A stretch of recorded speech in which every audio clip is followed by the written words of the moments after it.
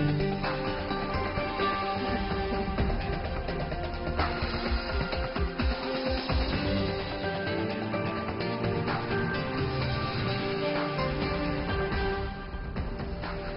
and welcome to World Insight with me, Tian Wei, coming to you live from Beijing on CGT. And coming up on today's program, the top leaders of China and India met in an informal meeting to mend strained relations. Could the world's biggest developing economies and most populous nations find common ground to better work with each other? And the world is watching. DPRK leader Kim Jong-un set foot on South Korean soil as he met with President Moon Jae-in from the south at the Truce Village on the border. Could the meeting indeed herald a new age of peace, as Kim declared?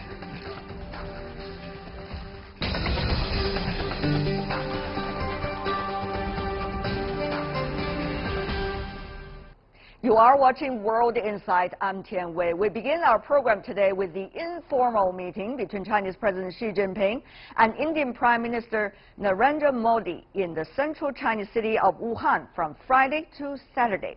The meeting is expected to improve mutual trust and build consensus to put bilateral ties back on track. Before the discussion, take a look at this. Chinese President Xi Jinping and Indian Prime Minister Narendra Modi in heart-to-heart talks in Wuhan today. It's a much-needed opportunity for strategic communication at the top level. Both sides sought in-depth talks in a relaxed setting on issues vital to long-term bilateral ties. The meeting is seen as the perfect chance for such brainstorming. Although the diplomatic initiative seemed somewhat of a surprise, it did not come out of the blue. Last summer, India and China locked horns in their most serious border standoff in 5 decades, the Donglan crisis. The two leaders broke the ice at the 9th BRICS summit last September in China's Xiamen after the border standoff. It helped both sides to recognize the importance of crisis management and cooperation. As President Xi has stressed, the Chinese dragon and the Indian elephant must not fight but dance with each other. The common interests of China and India far outweigh their differences as they work on a better Asia in the historic meeting.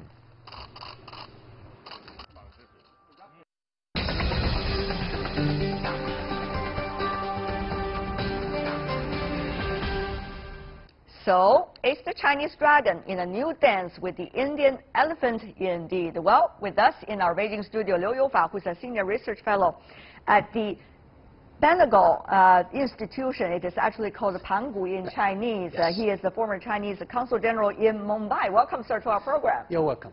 And also in New Delhi, India, we have Mr. Uday Bhaskar, who is the director of the Society for Policy Studies. He's a retired commander who served in the Indian Navy and also one of India's leading experts and on security, strategic affairs. I want to welcome both of you. First of all, why Wuhan? Mr. Liu, this time, why informal too between the two leaders? Prime Minister Modi has come to China for the 3rd time, and this is the 4th time. He's been to Guangzhou quite a few times, Beijing, Shanghai, and Xi'an. Now he wants to pick each and every major part of China for him to see for the first hand. Mm-hmm. So this is the first, part, and the second part is with regard to informal. Because in 2 or 3 weeks, he's going to participate in the Shanghai Cooperation Organization Summit in Qingdao.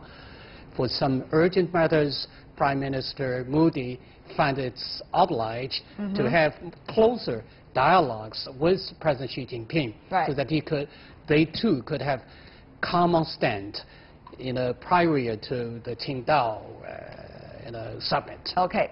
Mr. Bhaskar, coming from India, what do you make of the two leaders' interactions since the last time crisis? Remember that on the border between China and India? Do you think the two sides have managed since then to be able to check the bilateral relations so that it would not go out of control in a way? I think that would be a fair characterization that after the incident that took place last year, what we in India refer to as the Doklam crisis. President Xi in China and Prime Minister Modi in India met in September last year, and my sense is that they came to a conclusion that this kind of a situation should not be allowed to in any way disrupt the bilateral relationship. And what President Xi, I think, has very interesting characterization, spoke about, can the dragon and the elephant learn to dance? I would say that from September last year to the current meeting in Wuhan, both the Indian and Chinese top leadership are determined to see how they can ensure that the areas of common interest will in a way allow them to accommodate and embed whatever be the differences, of which I would say Doklam was the most recent manifestation. Right. Well, on the other hand, let's take a look at what has happened since that crisis. There's the BRICS summit taking place in China then. After that, there was also the 19th Party Congress, after which Prime Minister Modi congratulated the Chinese President Xi Jinping for being the leader of the new generation in a way into the new era. And then we also see Chinese side trying to share, once again, river data with India side and also resume low-level military exercises and interactions which were suspended during the crisis. So it seems that both sides have been interacting with one another, but those are not necessarily the things that is likely to decide the fate of nature relationship between these two countries. So Mr. Liu, if I could ask you about that, what exactly is going to be the relations between China and India? If you could use some term, is it going to be a partnership or rivalry?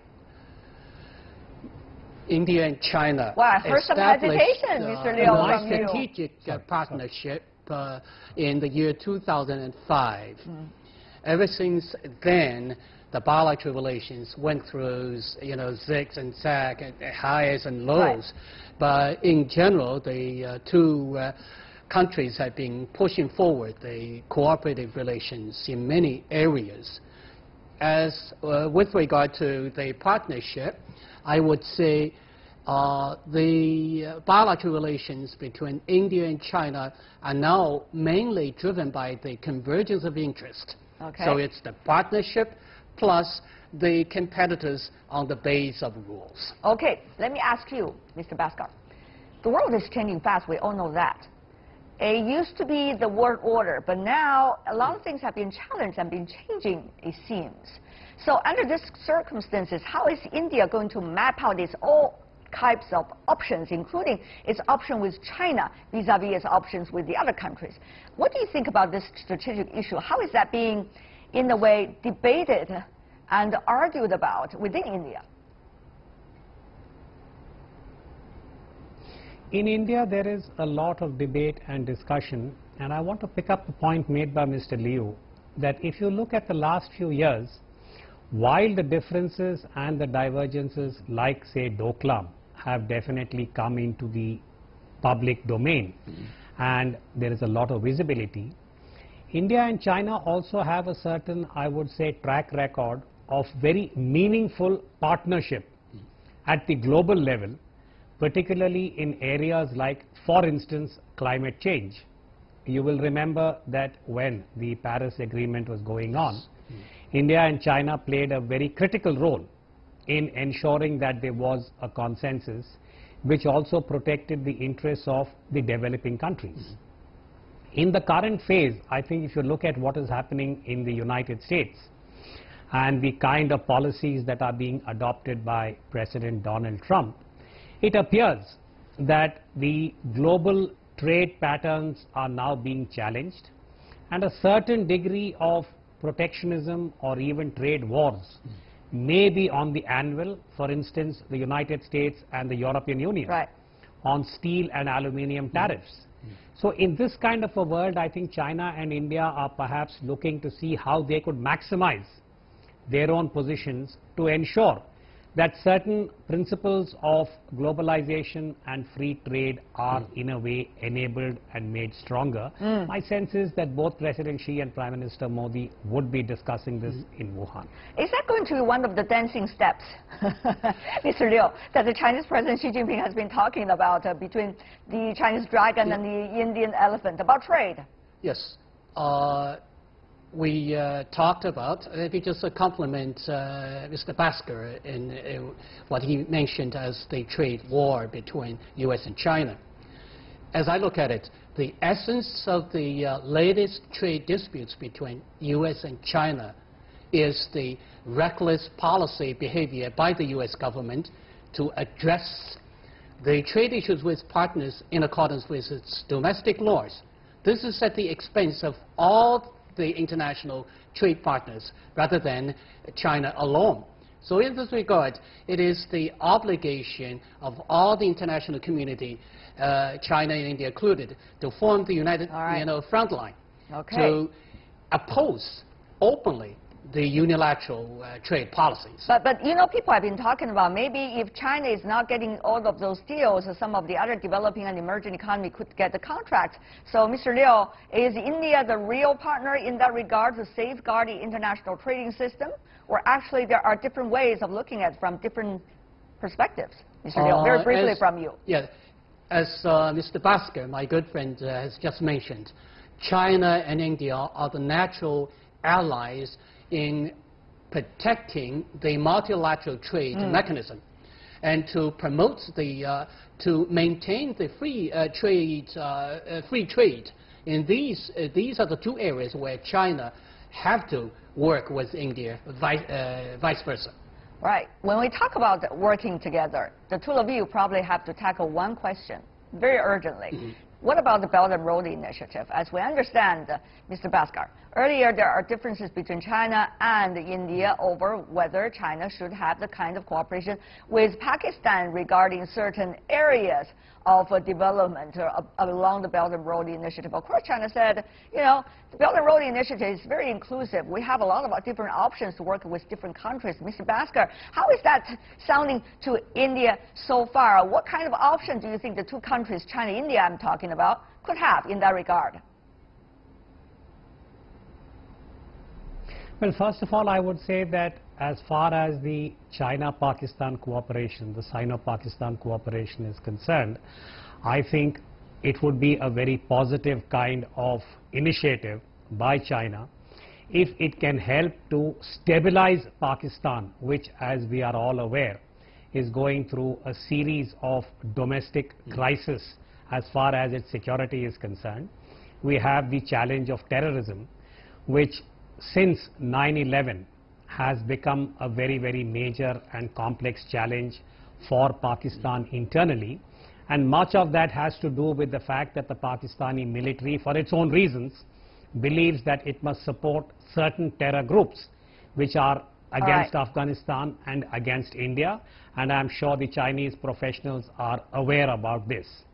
From the Indian perspective, I think, as far as the current Belt and Road Initiative is concerned, India has already conveyed what you might call as its own reservations about the Belt and Road Initiative, and particularly the China-Pakistan economic corridor, because that has got certain implications for India's sovereignty in relation to the composite state, as we call it. So, Mr. Bhaskar, what I try to ask you is about what about the new possibilities? Is there going to be any? Is there going to be any new possibilities besides repeating the earlier statement? I think so. Go ahead. What is it? Short answer, Madam, is that yes, I think. If I could respond, I would say that some new possibilities can be explored by Prime Minister Modi and President Xi in such a way that the Chinese priority for development can be maintained, while India's concerns about sovereignty can also be acknowledged and they could be dealt with in the appropriate way. Because the last point, I think both China and India have an interest in a stable Pakistan and the issue of terrorism, which is now going to come up in the meeting in the SCO, where China is in the driver's seat. So I think it's an important issue. There are a lot of on the agenda. Go ahead, Mr. Liu. Yes. I could contribute to what Mr. Bhaskar has said. It is a matter of fact that the current Indian policy position vis-a-vis Belt and Road Initiative is contributed not only by its domestic policies, but also because of some of the miscommunications and misperceptions on both sides. I think President Xi Jinping and Prime Minister Modi will have some discussions in this regard to dispel the misperception and try to explain to the Prime Minister Modi that the BRI construction can be carried out not only through the regional mechanisms, but also through the bilateral channels, to which India will have a much stake in joining the BRI construction. Of course, China and India, as we all know, has a big trade relationship. China is the largest trading partner of India, according to the latest information. 2017 bilateral trade volume between the two countries rose by a little more than 20% and hit a record high of nearly $85 billion US dollars, according to Chinese Ministry of Commerce. There we go, some numbers over there. On top of that, where should the two countries go? Before we go about this discussion, I want to ask the two of you, it seems to be the trend these days that we are likely to have bilateral, highest level discussions, even before the lowest level officials trying to figure out what the blueprint could be. It's happened with the United States, South Korea, happened possibly with United States and North Korea, North and the South Korea, as we are going to tackle a little bit later in our program. What about China and India? It seems that this informal summit, in a way, is trying to set the basis about what's to come next. Mr. Liu. It is a fashion that international conferences, summit meetings, the informal meetings have become a very effective tool for the leaders to come sit together, compare notes, make tough decisions, which would in turn translate it into the policy guidelines for the two governments in addressing the thorny issues, outstanding issues, one by one over the time. All right, Mr. Bhaskar, 20 seconds left for you. Your thought.